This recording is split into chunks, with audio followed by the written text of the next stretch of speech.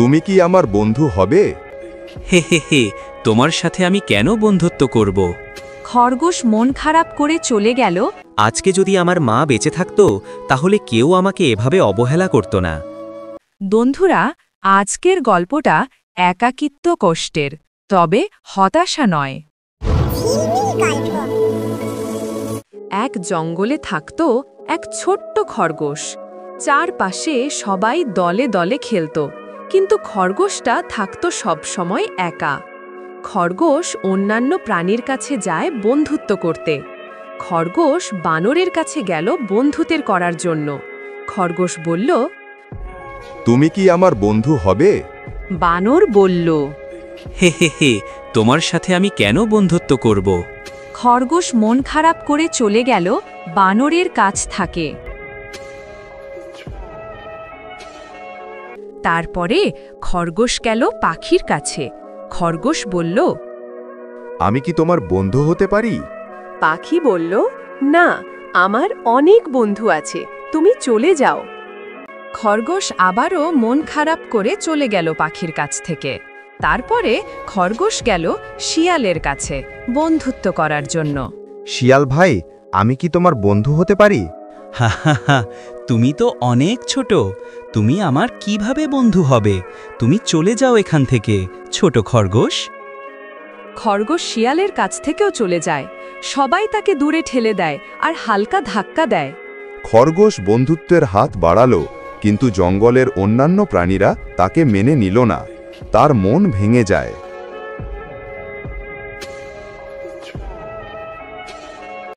খরগোশ একা নদীর ধারে বসে মাঝে মাঝে অন্য প্রাণীদের দিকে তাকায়। তারা খেলছে। খরগোশ বুঝতে পারে শুধু থাকার জন্যই সে ব্যর্থ নয়। একাকিত্বের অনুভূতি তার মনকে আরো ভারী করে। খরগোশ এক কোণে বসে কান্না করে। চারপাশে অন্য প্রাণীরা খেলছে, কিন্তু সে যোগ দিতে পারছে না। কিছু সময় সে অভিমান করল, ভাবল কেউ তাকে কখনো বুঝবে না।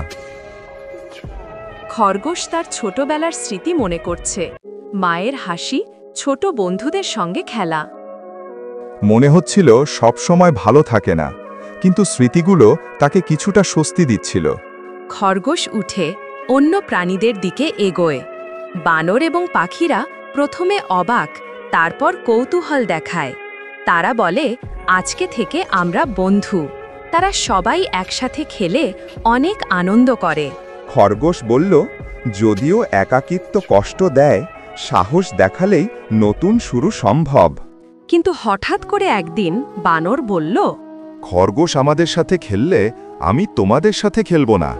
সবাই অবাক, এটা কেমন কথা? কি বলো তুমি এসব? বানর বলল, আমি ঠিকই বলছি, খরগোশ খেললে আমি খেলব না। খরগোশ আবার মন খারাপ করল। খরগোশ বলল, কেন, আমি খেললে কি হবে? বানর বলল, চুপ কর, তুই আমার সাথে কথা বলবি না। তারপরে সবাই খরগোশকে বলল, দেখো খরগোশ, তুমি আমাদের নতুন বন্ধু, কিন্তু বানর আমাদের অনেক আগের বন্ধু। তুমি চলে যাও এখান থেকে। খরগোশ চলে গেল ওইখান থেকে। খরগোশ কান্না করতেছে আর বলতেছে, আজকে যদি আমার মা বেঁচে থাকতো তাহলে কেউ আমাকে এভাবে অবহেলা করত না। খরগোশ আবার একা হয়ে গেল। খরগোশ কান্না করতে করতে আর বলতেছে, মা, তুমি আমাকে কেন ছেড়ে গেলে? আমি পারছি না। সেই একই বনে থাকতো একটা কাক। সে দেখতে একটু আলাদা, অনেক কালো, এজন্য তাকে কেউ পছন্দ করত না। তার সাথেও কেউ খেলত না। কিন্তু একদিন কাক দেখে মন খারাপ করে বসে আছে একটা খরগোশ। সে খরগোশ কাছে গেল আর বলল, খরগোশ, তুমি খেলতে যাও নাই? খরগোশ বলল, না, কেউ আমার সাথে খেলতে চায় না। খরগোশ বলল, তুমি কি আমার সাথে খেলবে? কাক বলল, হ্যাঁ, অবশ্যই। তারা দুজন এ বন জুড়ে খেলা শুরু করল। বন্ধুরা, আমরা এই গল্প থেকে শিক্ষাটা পাই, জীবনে চলার পথে অনেক বন্ধু থাকার চেয়ে একটা সত্যিকারের বন্ধু থাকলেই হবে। ভিডিওটা ভালো লাগলে চ্যানেলটা সাবস্ক্রাইব করে ঝিলমিল গল্পের সাথেই থাকুন।